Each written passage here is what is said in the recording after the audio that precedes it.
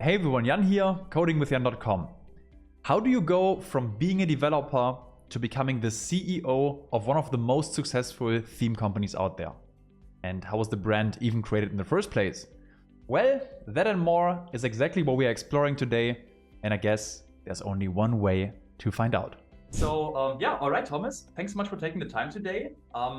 Today we want to discover how does one become the CEO of one of the most successful theme companies out there. I'm sure there's like a super interesting story behind that. But let's actually go back in time a bit. How did you even become a developer? I became a developer through first being a designer. Let's say, so I was one of those kids that pirated Photoshop growing up and got really into design and had a few contracts early on with some friends and designed websites, and it would always come back, hey, can you also build these websites? So it kind of started with building Joomla and Drupal websites, which building really, I wasn't coding them. It was really just working with a theme and setting them up. And did that freelance on the side and kind of on the side of school while I was still at school through university. Extracurricular projects. I was in charge of a few websites, but it wasn't until after university that I started as a designer. My first job was as a designer, but immediately started getting into the coding side of things, the front-end development side of things. So it was taking those designs and learning how to implement them, HTML, JavaScript, CSS. Okay. Yeah, and then from there, it just kind of, I started with design, but then never looked back. It was just front end from there on. I always had an appreciation for the design side, and I always felt it could help me with what I was doing, but I was surprised at how much I loved front end code. Okay, so how long have you been working as a developer since? I mean, like what age are we looking, time frame? So I guess my first job as a developer would have been 2013. So we're coming up to, if I still consider myself a developer. So we're looking at about 9 years total experience up to this point in terms of full time, not counting the freelance and kind of stuff that happened before with WordPress. But. Okay, that's awesome. I was just finishing high school at that time. There we go. So what was your first job in the industry related to Shopify then? Because you also mentioned other CMS right now. But yeah, let me know your thoughts. My first job in the Shopify space was Shopify itself.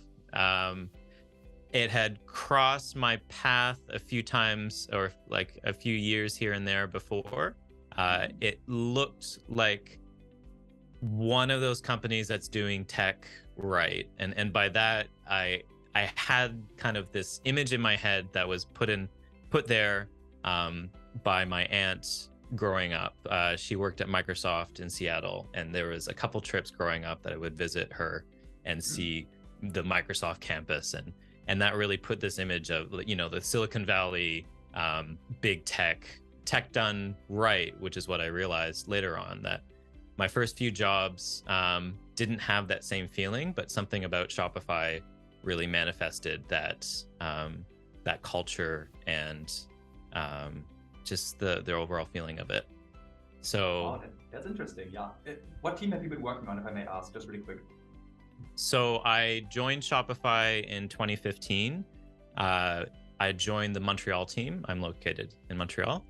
I was the first front-end developer hire in Montreal, and it was the start of wanting to move online store or centralize online store projects in Montreal. That Montreal was really being positioned as an office that's focused on the buyer, which the buyer in Shopify land is referring to a merchant's customers. So the merchants are the people who sign up for Shopify and create stores, and then buyers are the people that buy stuff from those merchants.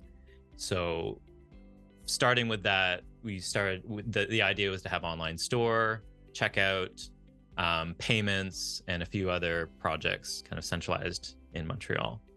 So I started with Themes, and Themes was at the time based out of Toronto. And I was working with the Themes team in Toronto remotely. I would visit every few months or so for a week. It was really fun, good way to travel and eat on the company's dollar with lots of good Toronto food. And just getting into this world of themes, I guess, officially. Wow, that's awesome. And yeah, when we spoke a bit earlier, you also mentioned that two of your colleagues back then had different plans. Yeah. So yeah, they went out to start a company, and maybe you want to talk a bit about that. So what are we looking at? So that comes into the wanting to move themes and online store to Montreal. That transition didn't happen immediately. As we built up the team in Montreal, I was still working with the team in Toronto, and with two guys in particular, Paul Pritchard and Carson Schuld.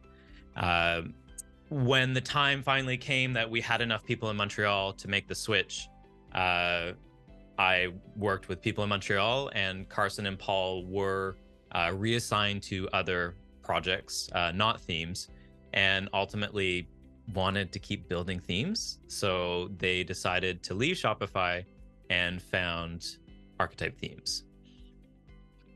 Which, by the way, is right now one of the most successful theme companies out there, I would say. For a while, all four of our themes were top 10. We have held the #1 most popular theme position for the past year and a half. And yeah, it's between Archetype Themes and Maestro are kind of the two largest sellers of themes. And I'm pretty sure though we're on top, if I have to. Okay, we will just leave it at that. We have incomplete data here, Yeah. or at least I have. Okay, but that's really interesting. Let's first talk about the founding process a bit. Do you happen to know if they had a theme ready when leaving Shopify, or did you just leave and then live up savings and then build the first thing, launch it? Maybe you know more about that. So Paul was the first to leave, and he was on paternity leave for a period of time. I think that's when this idea crossed his mind, and he had started to develop the first theme, Motion, that was released early 2017. Ultimately, what Carson and Paul did, they took their experience. They were essentially the founders of the themes team at Shopify. They were two of the first members. They were the first two members. And so they took what they knew about building themes, and instead of building it for Shopify, they built it for themselves, inside a private company.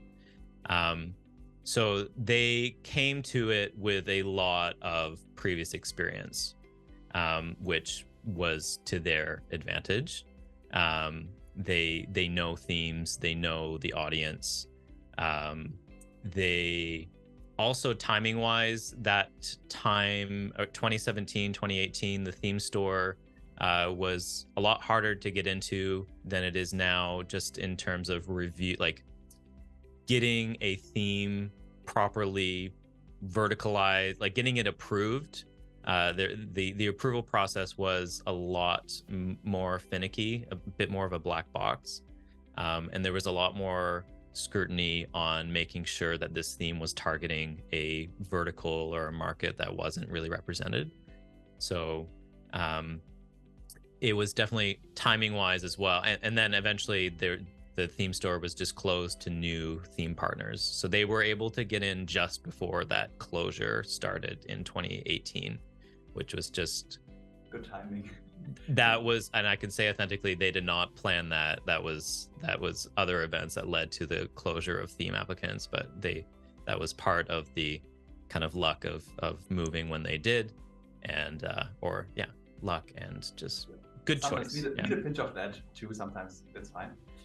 Okay, so earlier this year, or actually I want to touch a bit on that advantage of that, like insider knowledge, if you want.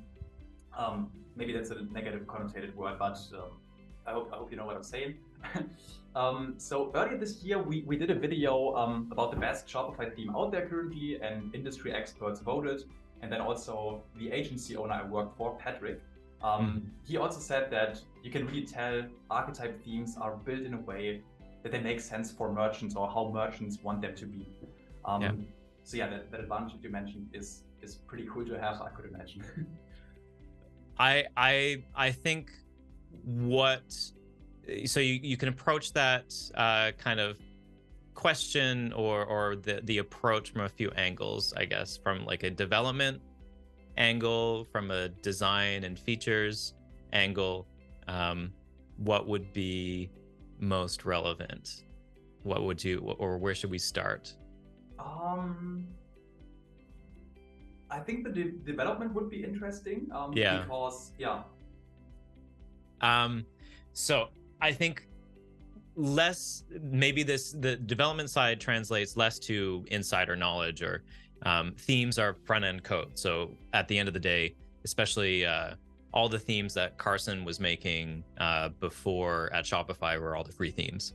So Carson produced Brooklyn, Supply, Venture, Debut, basically all the free themes leading before Narrative, because Narrative was my child. But so what Carson had developed the skills and had developed the experience to know, basically, I have this problem in a theme, this is how I fix it. And Carson was really good at executing that. If there's a problem and he knows how to do it, pump out the solution, move on to the next thing. So that came from almost just like a firsthand knowledge of all these patterns and all of these, what kind of lives as high quality examples in his brain, that allowed him to move quickly and develop a new theme a lot quicker than most theme developers that I've seen. At the end of the day, what is built, though, I think where Carson really shined was he wasn't always looking to reinvent the wheel and do something new in the theme space in terms of how things were coded.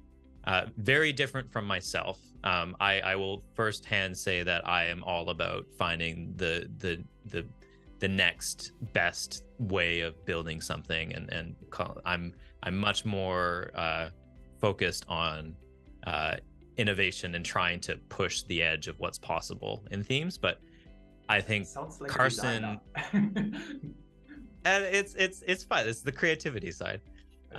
Carson just like got shit done. He just knew how to do it, and it wasn't about leveling. There was always improvement, but at the end of the day, the way that archetype themes were built were very similar to how Brooklyn was built and how Debut was built.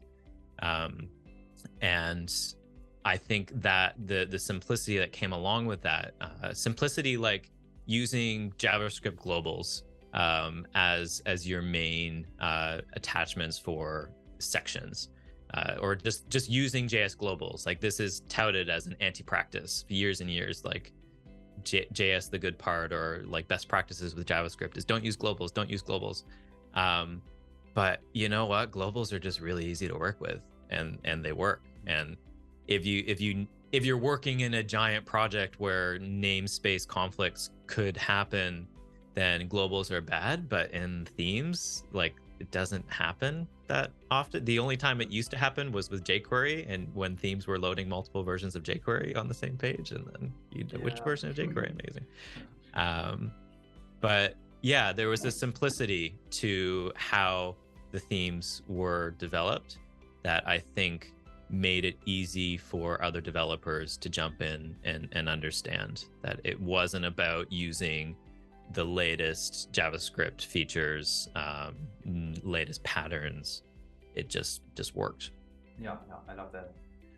Okay, now we touched a bit on the founding story. We touched a bit on how you became a developer, but I think we still have one gap. So after your colleagues left and founded Archetype Themes, you were still working at Shopify.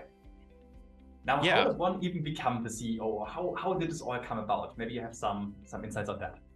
So I continued on at Shopify. I was on the themes team. I built Narrative was my theme that I kind of championed from start to finish. After I built a theme, I like to do new stuff. So I moved to developer tooling and I championed Slate, the developer tooling, the kind of previous before Shopify CLI developer tooling offering.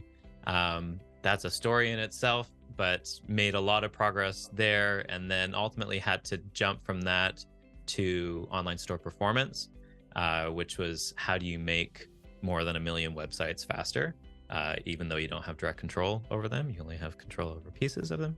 So that was themes from another angle.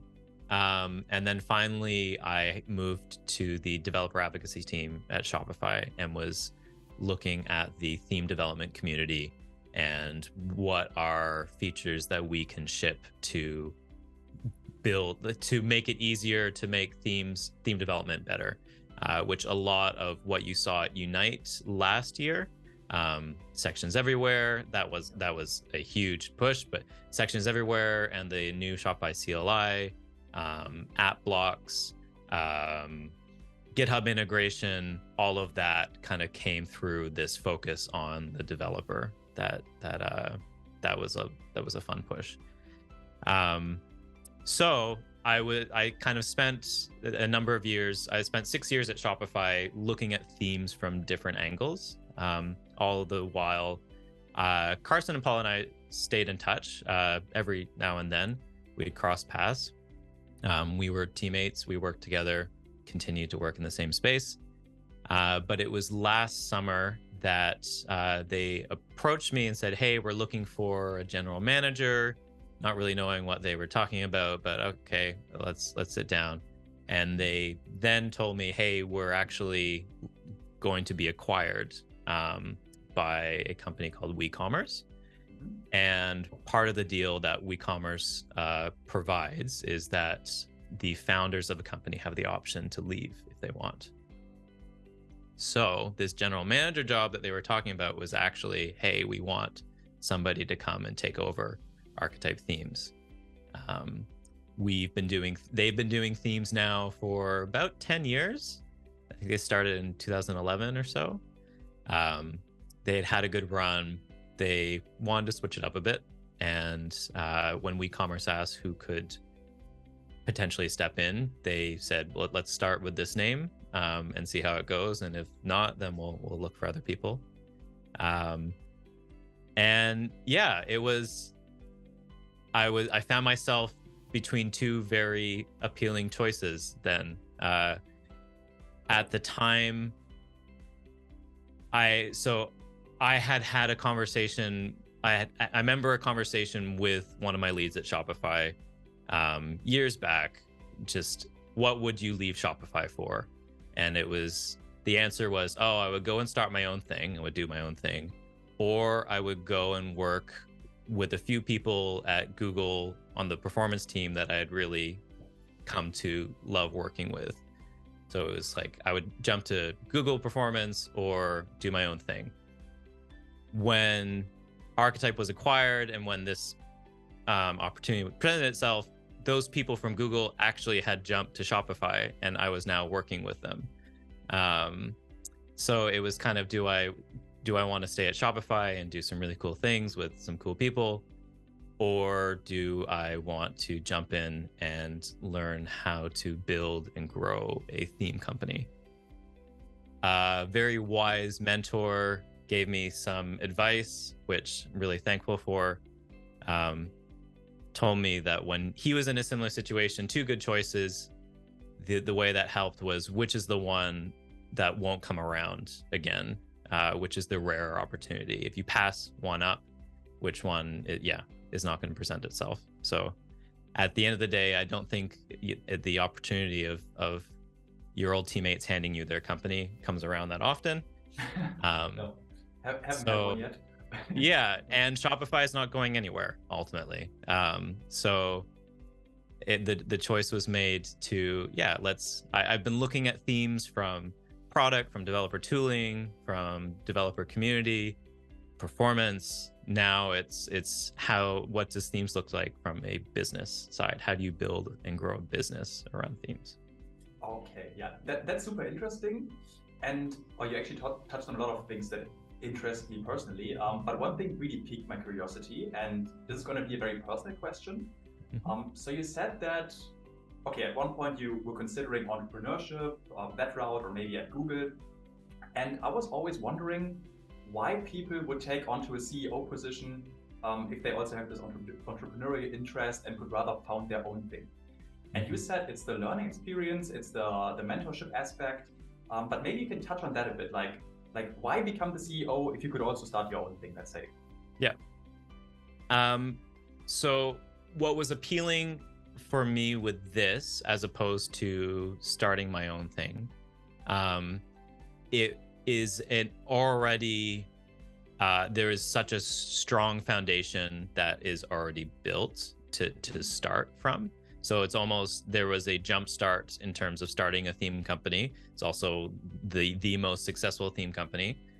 So there was an appeal there of like, okay, I don't have to do some of the first few things of that maybe for me felt less appealing, like building up a support team from scratch, which that is something that Carson and Paul did. We can touch on support maybe later when we talk about themes, but and acquiring, if you're looking for capital to grow, part of the acquisition now that Archetype is part of WeCommerce is it's a lot easier to have access to additional capital as being part of this larger portfolio. In addition to that, I am not alone, that I am a company in a portfolio company. So there are other CEOs of other Shopify businesses to throw things off of, and there's a little community inside the broader Shopify partner community.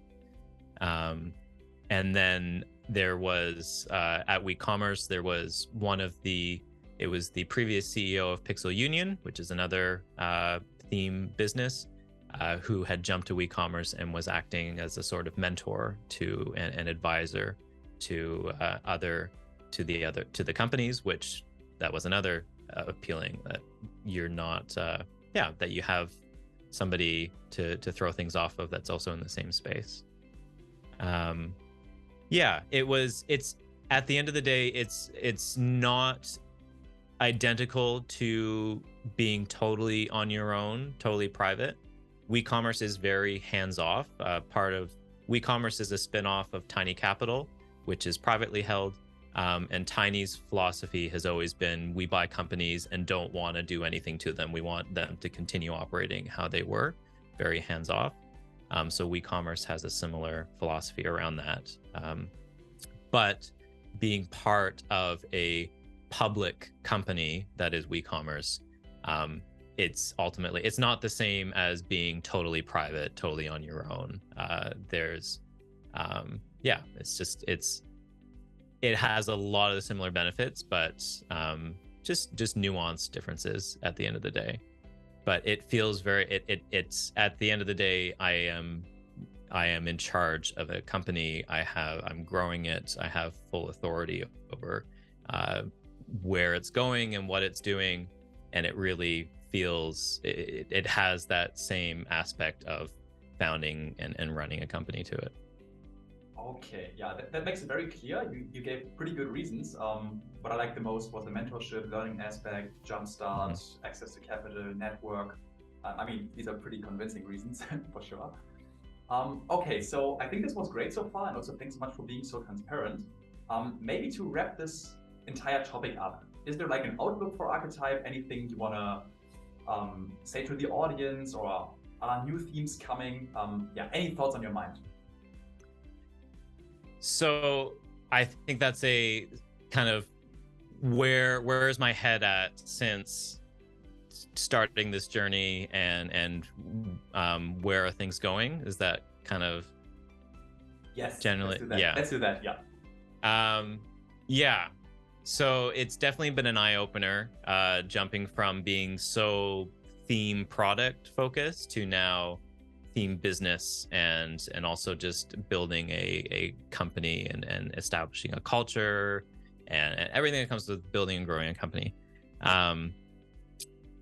What's been made more aware to me than ever is there's been a lot of focus on the themes product over the years, sections everywhere, tooling, developer tooling, but less investment in the theme business aspect, the theme business ecosystem, that kind of tools and resources that would help a theme business grow beyond just a designer and developer. There are challenges there. So with all that said, what I'm looking at, Archetype's role that I'm looking at is really influencing Shopify and making it clear what is missing in that space to allow theme businesses to prosper, to grow, to thrive in this ecosystem. That's something that I really am interested in because of the connections that I still have at Shopify, and now the firsthand knowledge of what I know about running a theme business. And the idea is essentially, if we can figure this out at Archetype, we can collaborate then with Shopify and make it possible for it and improve the overall theme business ecosystem. So that's one focus, is just building, running, growing a successful theme business is something that's on my mind and something that I'm wanting to kind of innovate and push forward. On Archetype side, since I've started, there's been ultimately, I think a focus less on, so this past year, there's been a focus less on new themes and more on making the most of the themes that we have. That there was 4 years, each year a new theme, migrating all of our themes to OS2, and less time and all of that to polish and really bring these themes up to in their best light. So this year I kind of like pitched it as, we just released the iPhone, the iPhone 12, and this year is the iPhone 12s. I was doing the S iteration basically. Okay. That lets really remove as many bugs as we can. Let's ship some really cool features. I don't know if people saw the last feature release that we did in October. A lot of cool stuff there. It's about just making the themes that we have more appealing than ever. Okay, that's pretty cool. Maybe that would also be a good opportunity to plug in your YouTube channel, talking about the new features, because I think you presented them there, right? Yeah, so definitely check out the Archetype Themes YouTube channel. Actually, I just had to choose an official handle. YouTube rolled out handles. Did you notice that? So it's at Coding with Jan or at Archetype, I guess. Yeah, so at Archetype Themes is now our official YouTube handle. Same thing on Twitter. You can follow us on Twitter. You will see in both those locations links to our newsletter sign up, or go to our website, archetypethemes.co, and you can sign up for our newsletter there. That will keep you in tune with all the latest and greatest stuff that's going on. I need to ask Bene. Bene, what else am I supposed to plug? we can put everything in the description. You will have the real estate. Yeah. No worries. All right, Thomas, I think this was awesome. Thanks so much for taking the time, and thanks so much for being transparent. And yeah, looking forward to the next video. Yeah, thank you. This has been a lot of fun, and always down to talk themes. If anyone wants to talk themes, please reach out to me. On Twitter is probably the easiest place. Thomas Kelly with 2 M's is the handle, because apparently there are way too many Thomas Kellys in this world. Yes, it's gonna be in the description as well. Yeah, cool.